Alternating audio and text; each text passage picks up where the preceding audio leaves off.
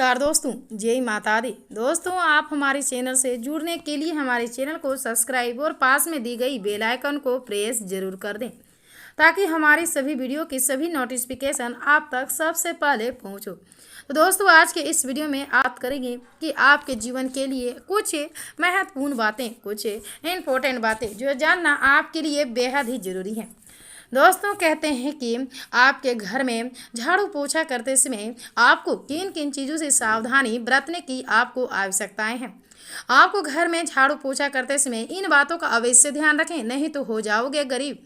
आज हम आपको बताते हैं कि झाड़ू और पोछा करते समय किन बातों का ध्यान रखना चाहिए, झाड़ू कहाँ और कैसे रखें। झाड़ू में घर में प्रवेश करने वाली बुरी अथवा नकारात्मक ऊर्जा नष्ट हो जाती है। दोस्तों, झाड़ू पोछा करने से घर साफ और स्वच्छता रहते हैं।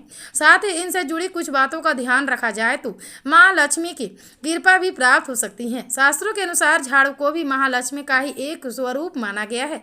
झाड़ू से दरिद्रता रूपी गंदगी को बाहर किया जाता है। जिन घरों के कोने कोने में भी सफाई रहती है वहाँ का वातावरण सकारात्मक रहता है। घर के कई वास्तु दोष भी दूर होते हैं। आज हम आपको बताते हैं कि झाड़ू और पोछा करते समय किन किन बातों का ध्यान रखना चाहिए, झाड़ू कहाँ और कैसे रखें। झाड़ू से घर में प्रवेश करने वाली बुरी अथवा नकारात्मक ऊर्जा नष्ट होती है। खुले स्थान पर झाड़ू रखना अपशकुन माना जाता है, इसलिए इसे छिपा कर रखें।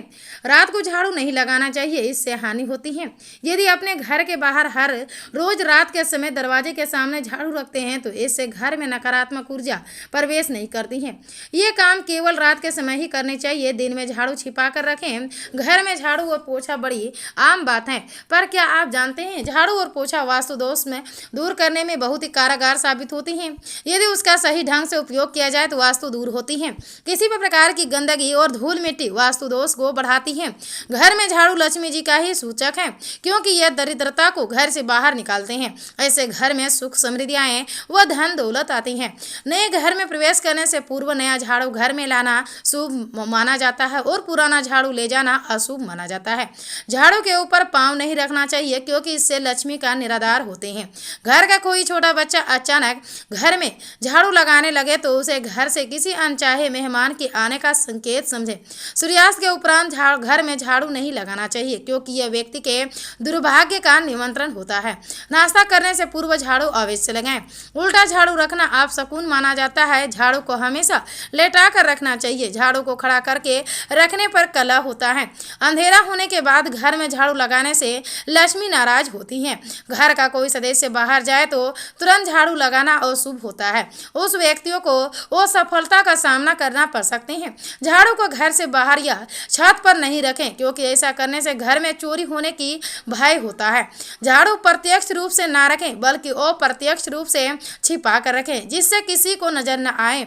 जिस प्रकार धन को छुपा कर रखते हैं, उसी प्रकार झाड़ू को भी घर में आने जाने वाले जगहों को नजरों से दूर रखें।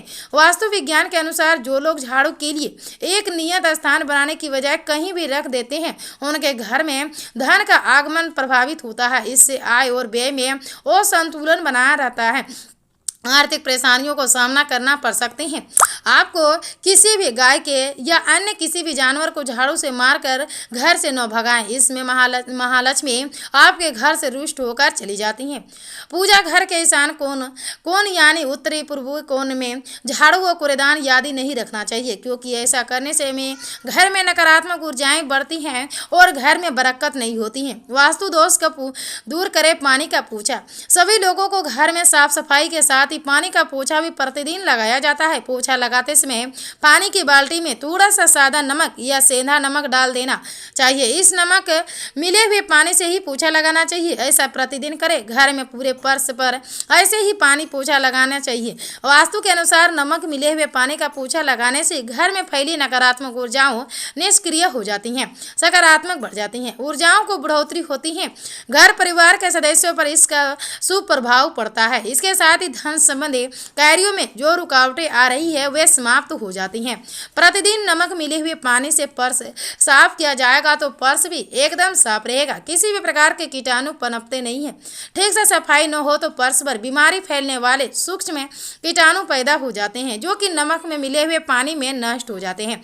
इससे घर परिवार के सदस्यों का स्वास्थ्य खराब होने की संभावनाएं बहुत ही कम हो जाती हैं। इससे आपके जीवन में कुछ